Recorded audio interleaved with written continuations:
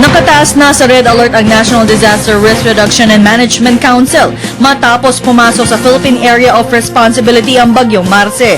Wala pang naitatala ang NDRRMC na nawawalang tao o nasawi dahil sa bagyo. Maliban na lang sa mga biglaang pagtaas ng baha at pagsuspende ng klase sa Quezon City, Maynila, Valenzuela, Parañaque, Muntinlupa, Caloocan at Bulacan. Mula pa kagabi, umabot na sa 65 katao ang stranded sa mga pantalan ng Apari, Cagayan at San Vicente, Isabela dahil sa sama ng panahon.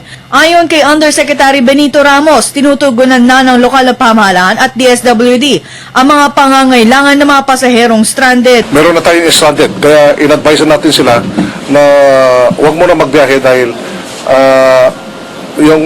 halimbawa yung galing sa Tuguegarao pupunta doon sa Apari, stranded sila dyan sa pantalan. Anyway, nakaprepare yung local government natin at saka yung DSWD na magpakain doon sa mga tao na stranded. Pakiusap lang, huwag na magbiyahe. Dagdag pa ni Ramos, posibleng sa weekend pa maaaring makapaglayag ang mga fishing vessels at mga mangingisda.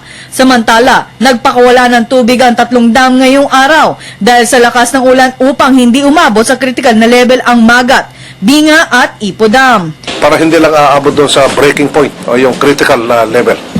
So kailangan i-balance nila yan para pag matuloy pa rin ang pag-uulan, tamang-tama mapuno doon hanggang sa may normal level. So Binga Dam, Magat Dam at saka itong Ipo Dam nag-open. Wala naman naiulat na nagsagawa ng preemptive evacuation sa mga lugar na binaha. Ngunit pinaalalahanan ng NDRRMC ang mga residenteng nakatira sa mga landslide-prone areas at mga mabababang lugar na maging alerto anumang oras habang nasa bansa ang bagyong Marce. Para sa Telebisyon ng Bayan, Aya Macal.